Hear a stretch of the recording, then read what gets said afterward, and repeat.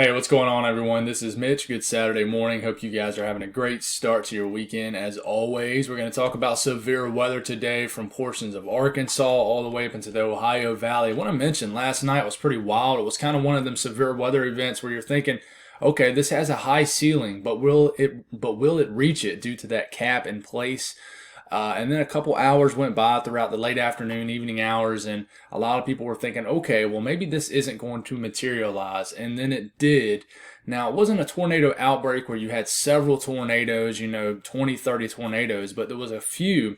And one that Reed Timmer was on last night hit Andover, Kansas, and it was very, very disruptive, and you can see it in the video. In fact, I'm going to show it to you in the very beginning of this video. Hopefully the audio isn't wacky because I'm going to show it to you guys off a video off Twitter. But yeah, it did a lot of damage. But hopefully we're not going to hear about any deaths as we're waking up this morning.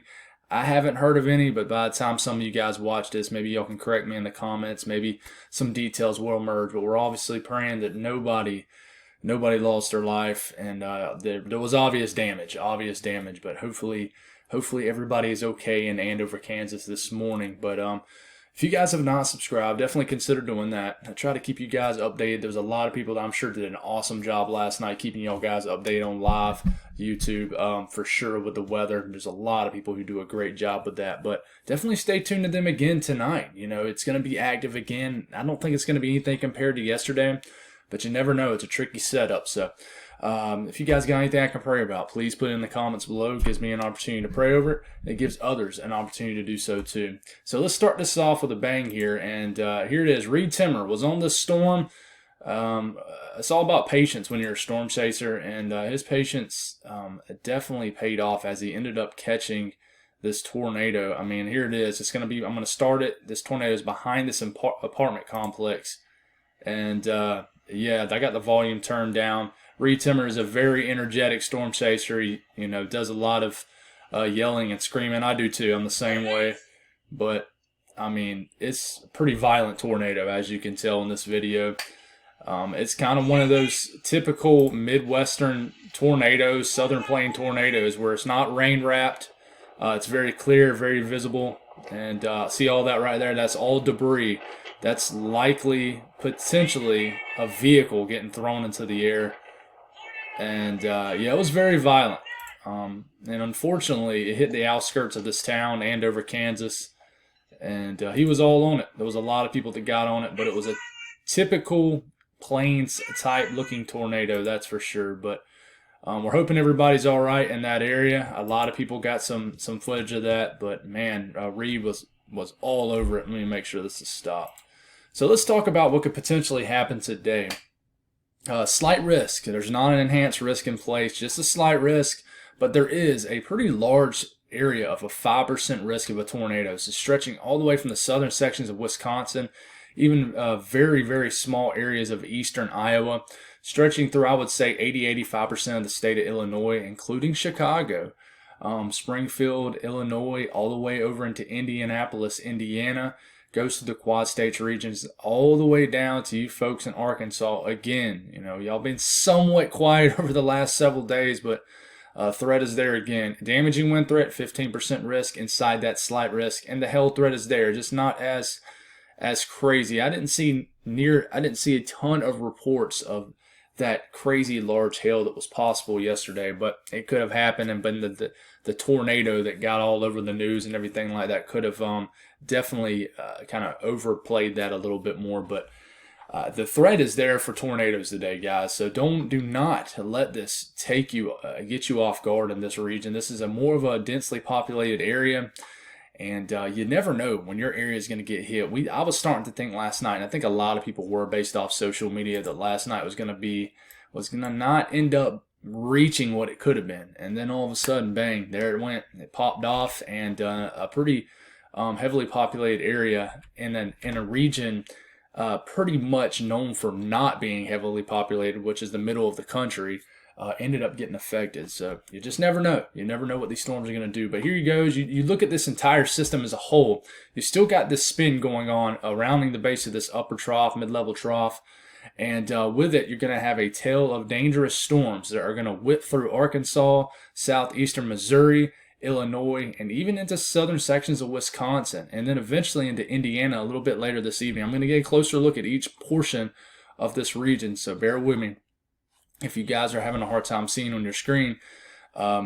But here it goes. They begin to intensify around 2 to 3, 4 p.m. this afternoon in these regions of the country, and it's basically just a broken up of kind of semi-discrete cells of supercells, which are rotating storms. All storms that are supercells have a chance to rotate, and they have a chance, well, are rotating, but have a chance to produce a tornado. So what we're looking at is the thermodynamics are the highest down here.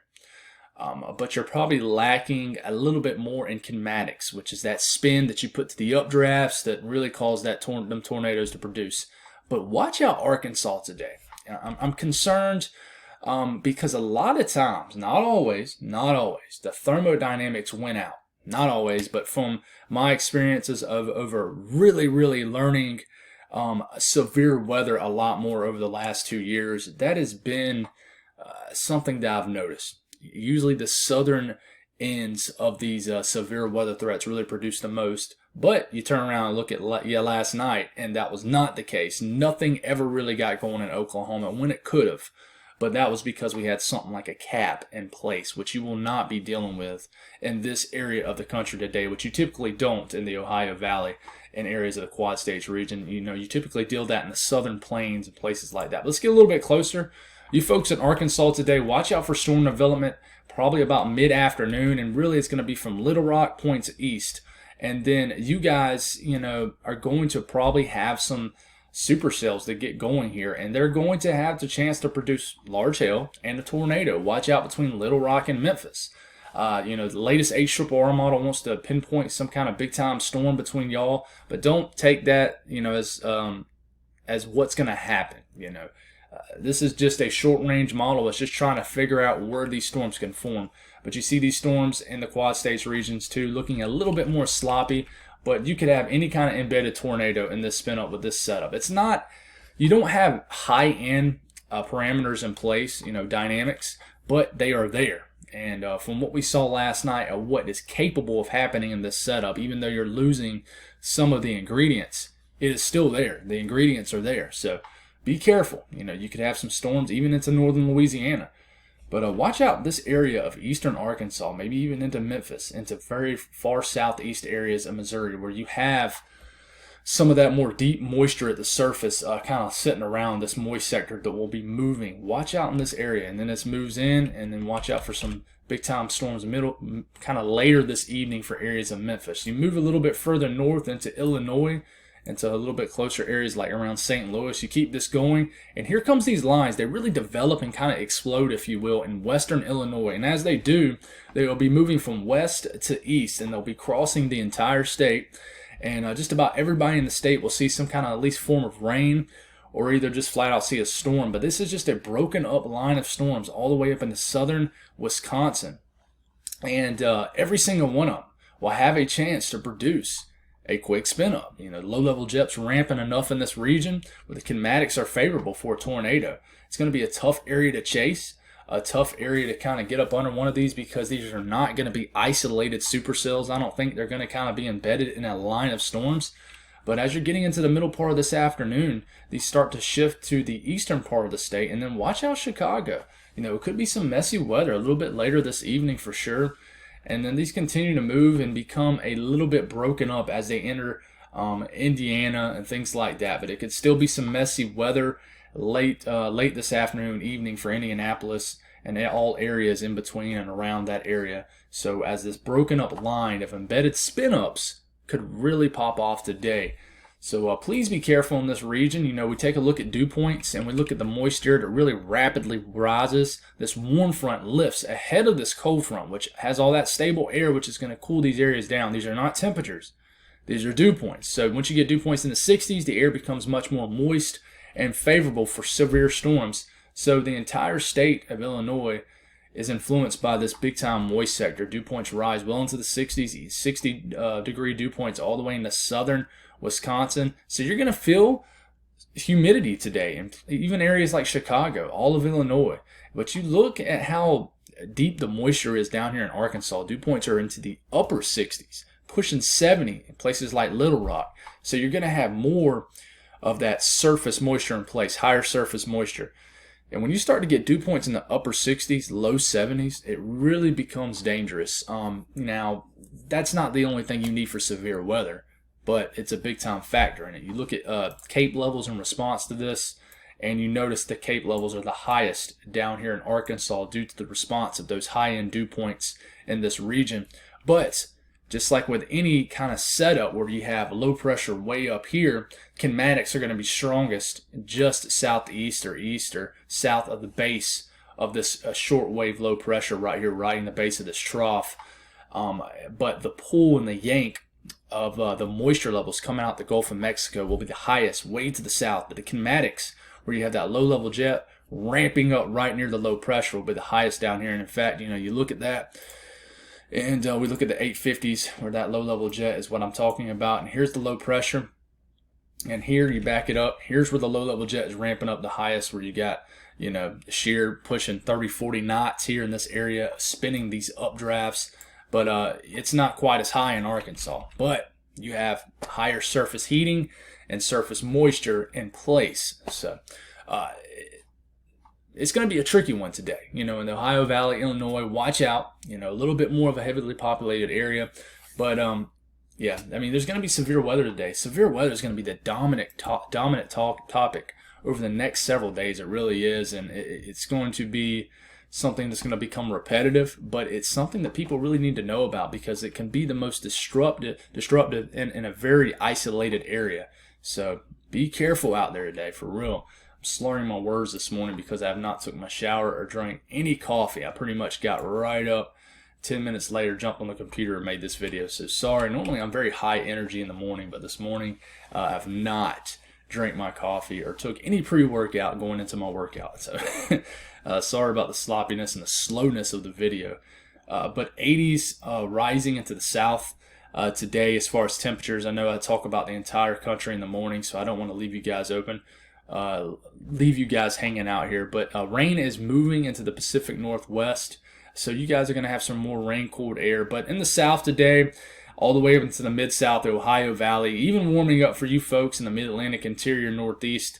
80s in the south in general, widespread, 60s and 70s for the mid-Atlantic. But like I said, severe weather is going to be a huge topic over the next several days. In fact, tomorrow, Sunday, an enhanced risk up for areas like Amarillo.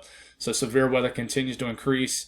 The big threat with this is going to be a hail-driven enhanced risk. So dangerous setup with large hail expected with big-time moisture riding up against a dry line in New Mexico. So we'll see how that happens. And then already an enhanced risk at day 3. So this is going to be problematic for a long time. And we already have a risk area at day 6. This is next Thursday, guys. 5-6 days out. So yeah, we're not done with severe weather. It's starting to shift more into the southern and central plains. It looks like the deep south and southeast, their severe weather season isn't over at all. You have severe storms all through the summer, all times of the year. But as far as the outbreak of tornadoes, normally that starts to shift out of the deep south when you get out of April. So that's good news for the south, but bad news for the middle and plains of the country. But that's all I got, guys. Stay tuned. Tonight I will make a video regardless if it's active, just talking about the next day. There's a lot of other great YouTubers who go live with what's currently going on. So I definitely advise you guys who are being impacted by severe weather to check out their stuff because they do a great job. But I hope you guys have a blessed day, and I'll talk to y'all this evening.